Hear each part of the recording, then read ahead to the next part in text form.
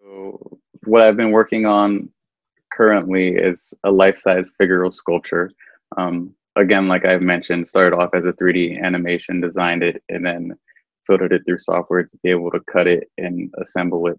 So this is the tail end of the process as far as building one of these life-size sculptures, from design to cutting to sanding to assembly, which will be shown in the time lapse.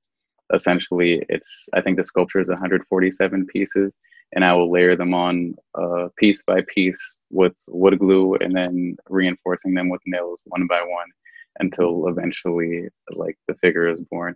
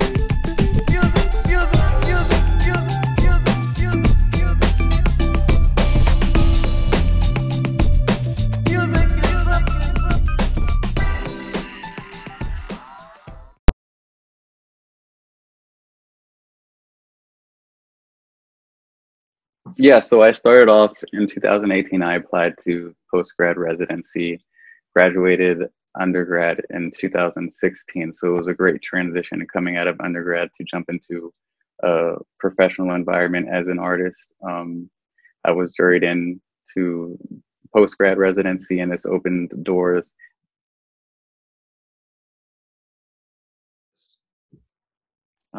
Art has been part of my life since childhood. I think, like a lot of artists, it starts off illustrating in grade school, and always excelled in my art classes. Went into middle school and high school doing advanced art classes. Um, I was always pretty good at rendering. That was a natural talent for me. So when high school was coming to an end, it just was natural progression to go into undergrad as an art student. I grew up in Prince William County, and I went to Corcoran School of the Art and Design at George Washington University. So I've spent the last 4 or 5 years really embedding myself in the DC or DMV art community, really, as a whole. Initially, I think in my mind, I considered myself a painter, and I was drawing references from a lot of like sci-fi stuff. Like I grew up loving the Alien movies, and like Ex Machina is one of my favorite movies now that I still reference. I, Robot, things like that. So I was doing a lot of these paintings that almost had like digital undertones to them, and that naturally progressed into discovering software through my professors who said, hey, look, you're painting this, you're spending a lot of time getting these nooks and crannies, these straight lines and these tile floors and showing depth. Let me introduce you to this program where you could click a button and all of a sudden you have a plane and you have 3 dimensions to move around in. So that naturally like grabbed me, and I kind of went down the rabbit hole into animation. And even in the paintings, I was always drawing figures. There's these isolated figures and kind of these lone positions. And I guess my goal of those paintings were to create these spaces or these windows that I would move people into, and that eventually became like a physical desire. So I started making sculptures of these places, and I wanted to design these paintings as full installation rooms, and then naturally wanting to make it immersive, that led me into virtual reality, augmented reality. So it's really been just a learning curve from making painting digital and then using the digital new media techniques that we have today in technology and just going fully immersive, which is the path I'm on now.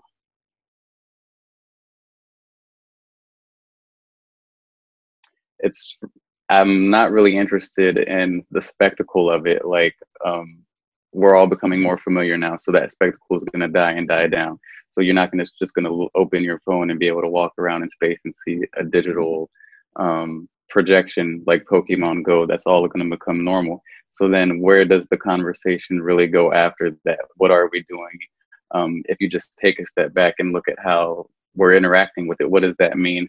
And how is that interaction, I guess, projecting the way we live life in general? Like, so now we're looking at art through our phones inherently. And even if you go into a gallery that doesn't have augmented reality, more than likely people are looking at their phones to take a picture of it and posting it before they leave the gallery. So I think there are a lot of undertones of just the digital age that we live in and its effects on the psyche that I'm extremely interested in. And a lot of that seeps through within the mediums I'm working in. It's like the media is the message, right? So I can't do augmented reality and not have that conversation.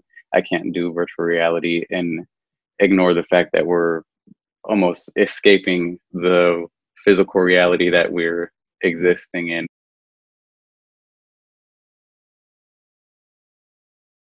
Yeah, I think I'm really exploring like the spaces we inhabit, beginning with our bodies and our kind of physical presence in relation to our cognitive awareness. So whether we're able to separate body from mind, these are the kind of experiences that I'm striving to create when I'm making these sculptures. And that's why in a lot of the cases, they're in a contemplative position or body language.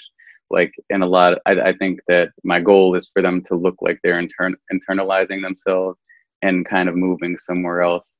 And essentially, I'm trying to manifest that from like a physical, statuesque, heavy weighted. They literally weigh as much as me, and then you put on a headset, and then the whole room can open up and become weightless. We could be in space. There could be things floating. The sculptures can start to move. So that whole physical and mental and artificial and tangible conversation, and then obviously technological because of the mediums I'm using.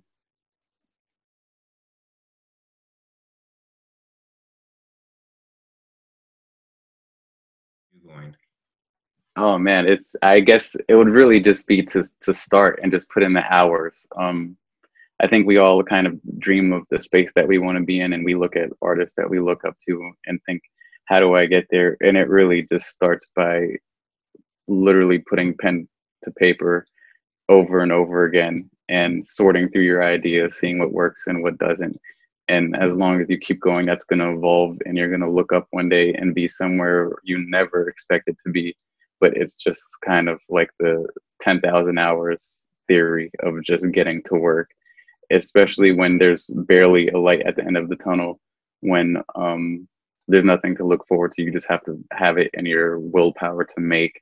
And I think that's what identifies artists, because there's no light at the end of the tunnel, but it's in their natural being to just make and create.